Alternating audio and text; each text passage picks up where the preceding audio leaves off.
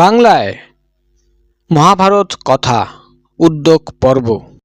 এর আগের পর্বে আমরা দেখেছি সঞ্জয়ের কাছে পাণ্ডব পক্ষের বীরদের বিবরণ শুনে ধৃতরাষ্ট্রের যুদ্ধ করতে অসম্মতি জ্ঞাপন, দুর্যোধনের ক্ষোভ প্রকাশ এবং সঞ্জয়ের রাজা ধৃতরাষ্ট্রকে শ্রীকৃষ্ণের সংবাদ জানানো।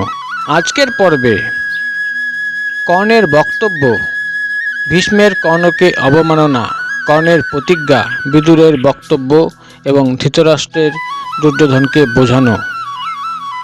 বৈশম্পায়ন বললেন, জন্মেজয়। কর্ণ তখন দুর্যোধনকে উৎসাহ দিয়ে বললেন, গুরু পরশুরামের কাছে আমি যে ব্রহ্মাস্ত্র প্রাপ্ত হয়েছি তা এখনও আমার কাছে আছে, সুতরাং আমি অর্জুনকে পরাজিত করতে ভালোভাবেই সক্ষম। তাকে পরাস্ত করার দায়িত্ব আমার। শুধু তাই নয়, আমি পাঞ্চাল, করুষ, মৎস্য এবং পুত্র পৌত্রাদি সহ অন্য পাণ্ডবদের বধ করে যোদ্ধাদের প্রাপ্ত যে লোক তা প্রাপ্ত করব। পিতামহ ভীষ্ম, দ্রোণাচার্য এবং অন্য রাজারাও সকলে আপনার সঙ্গেই থাকুন। পাণ্ডবদের আমি আমার প্রধান সেনাদের সাহায্যেই বিনাশ করব, এ আমার দায়িত্ব।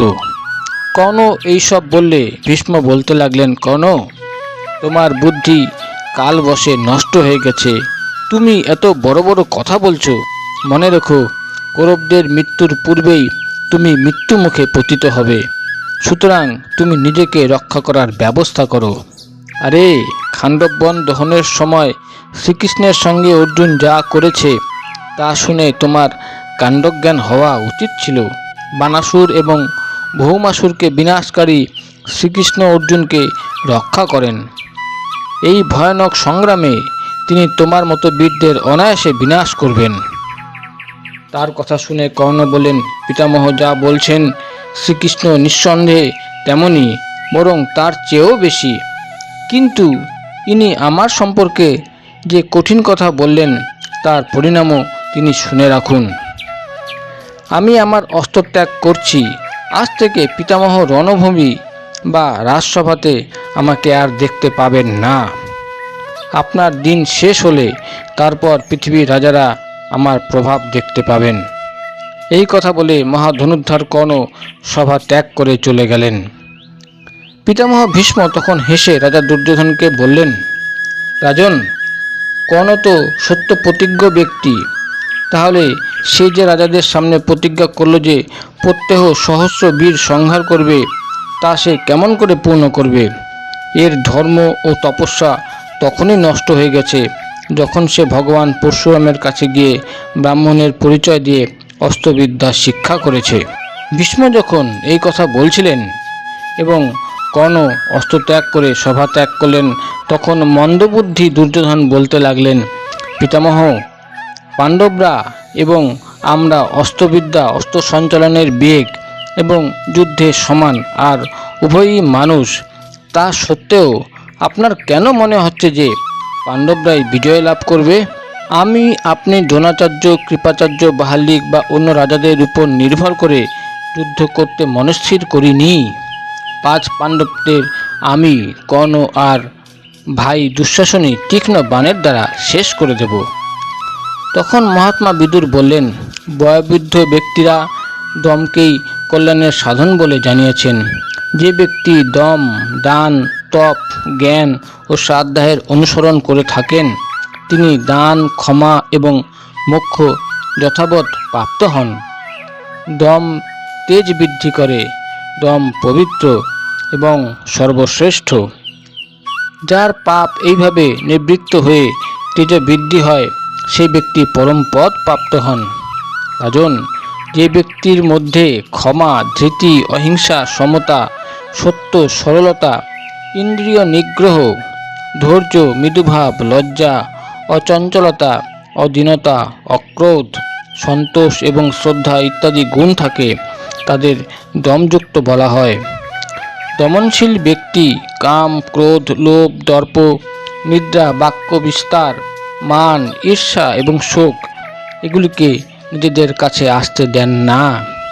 কুটিলতা এবং সততা বর্জিত হওয়া এবং শুদ্ধভাবে থাকা ক্ষমাশীল ব্যক্তিদের লক্ষণ। যে ব্যক্তি লোভ বর্জিত, ভোগাদি বিমুখ এবং সমুদ্রের ন্যায় গম্ভীর, তাকে বলে দমশীল ব্যক্তি। সদাচার সম্পন্ন, সুশীল, প্রশান্ত চিত্ত, আত্মবিদ এবং বুদ্ধিমান ব্যক্তি ইহলোকে সম্মান লাভ করে মৃত্যুর পর সদ্গতি প্রাপ্ত হয়। তাত আমরা পূর্বপুরুষদের মুখে শুনেছি যে একদিন এক ব্যাট পাখি ধরার উদ্দেশ্যে জাল পেতেছিল। সেই জালে একসঙ্গে থাকা দুটি পাখি ধরা পড়ে যায়। দুটি পাখি জালটি নিয়ে উড়ে চলতে লাগলো। ব্যাটটি মন খারাপ করে তাদের পিছন পিছন দৌড়তে লাগলো। এক মণি সেই ব্যাটকে দেখতে পেয়ে জিজ্ঞাসা করলো, আরে ব্যাট, তুমি ওই পাখিদের পিছন পিছন ছুটছো কেন?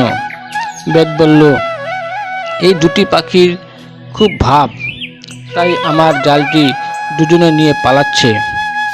যখন ওদের মধ্যে ঝগড়া হবে তখনই আমি ওদের ধরে ফেলব। কিছুক্ষণ পরে দুটি পাখির মধ্যে ঝগড়া বেঁধে গেল। তারা দুটিতে লড়াই করতে করতে মাটিতে এসে পড়ল।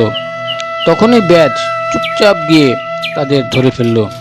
এইরূপ যখন দুজন আত্মীয়ের মধ্যে সম্পত্তি নিয়ে ঝগড়া বাঁধে তখনই তারা শত্রুর কবলে পড়ে। ভালোবাসার কাজ হলো একসঙ্গে বসে আহার করা, মিষ্ট কথা বলা, একে অপরের সুখ দুঃখের জিজ্ঞাসা করা এবং মিলেমিশে থাকা, শত্রুতা না করা। যে শুদ্ধচিত্ত ব্যক্তি সময় মতো গুরুজনদের আশ্রয় গ্রহণ করে সে যেন সিংহ দ্বারা সুরক্ষিত বনে বাস করে। একবার কিছু ভিল এবং ব্রাহ্মণদের সঙ্গে আমরা গন্ধমাদন পর্বতে গিয়েছিলাম। আমরা সেখানে মধু ভর্তি একটি মৌচাক দেখতে পেলাম। বহু বিষধর সর্প সেটি রক্ষা করছিল। সেই মধু বহু গুণযুক্ত ছিল। কোনো ব্যক্তি তা পান করলে অমর হয়ে যায়।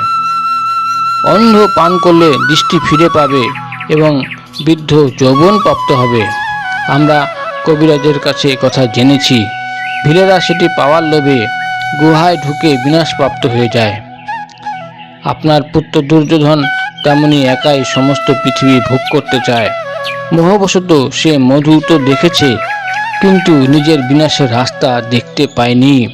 মনে রাখবেন, অগ্নি যেমন সবকিছু জ্বালিয়ে ভস্ম করে ফেলে, তেমনি দ্রুপদ, বিরাট এবং ক্রুদ্ধ অর্জুন এই যুদ্ধে কাউকে ছেড়ে দেবে না। তাই রাজন, আপনি মহারাজ যুধিষ্ঠিরকে আপনার ক্রোড়ে স্থান দিন। নচেত এই দুই পক্ষের যুদ্ধে কে জিতবে তা নিশ্চিতভাবে বলা সম্ভব নয়। বিদুরের বক্তব্য সমাপ্ত হলে রাজা ধৃতরাষ্ট্র বললেন, পুত্র দুর্যোধন, আমি তোমায় যা বলছি মন দিয়ে শোনো। তুমি অজ্ঞ পথিকের ন্যায় কুপথকে সুপথ বলে মনে করছো, তাই তুমি পঞ্চ পাণ্ডবকে পরাস্ত করার কথা ভাবছো। কিন্তু মনে রেখো, ওদের পরাজিত করার চিন্তা করা নিজের প্রাণকেই সংকটে ফেলা। শ্রীকৃষ্ণ একদিকে তার দেহ, গৃহ, স্ত্রী, পরিবার ও রাজ্য এবং অপরদিকে অর্জুনকে রাখেন। অর্জুনের জন্য তিনি সব কিছু পরিত্যাগ করতে পারেন।